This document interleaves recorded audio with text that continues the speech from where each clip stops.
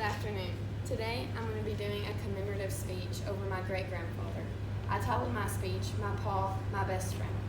It's a popular quote that a dog is a man's best friend, but I beg to differ. My great-grandfather, Ernest N. Barber, was my best friend. He was an amazing man. I strive every day to be as brave, hardworking, and as godly as he was. As his great-grandchild, I've spent many hours with him, sitting and just listening to his stories. And today I would like to give you a glimpse into his life so you can see how much of an influence he was on me, and maybe you can understand that for yourself. Let's start by examining some of my pa's greatest qualities. Two of his best qualities were his hard work and his dedication. At just the age of 5, he began working. He worked with his 2 older brothers in a cotton field, where they worked most of the day and they only earned about a quarter. Whenever he turned 18, he was drafted into the Army, where he served for 4 years.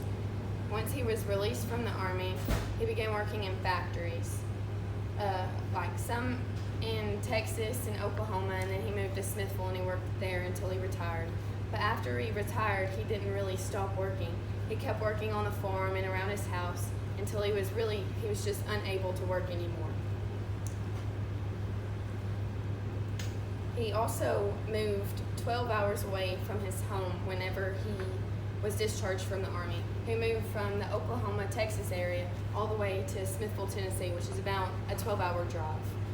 And a lot of us, like us grandchildren, ask him, like, why would you move 12 hours? And he told us that he moved for a girl. While he was in the Army, he met a friend that was from DeKalb County, the Smithville area, and he wrote this woman a letter from my pa, and from then on they started becoming like pen pals, where they would just talk all the time. So he decided he was gonna drive all the way down to Smithville, move down here, and start a courtship.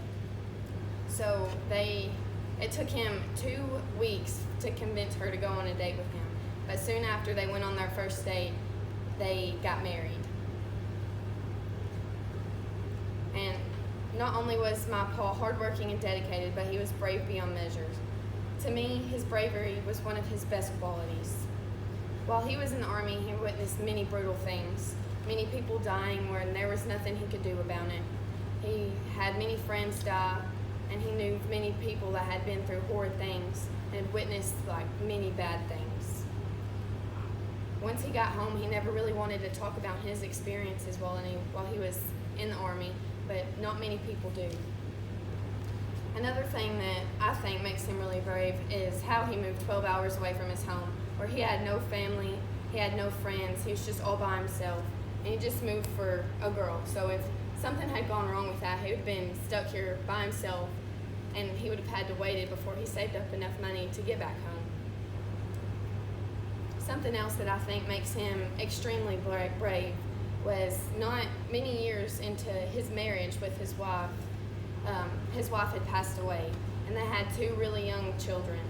So he really had to step up and really become both of those roles, the mother and the father, for these 2 children, because he not only had to be brave for himself anymore, but he had to be brave for both of his children.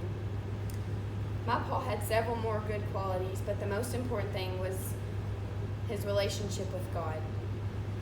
Having a relationship with God was always very important to him, and he always stressed that it should be important to us too. He really discovered the importance of this through my great-grandmother. She always stressed that it was really important to have a relationship with God, and so he really developed that from her.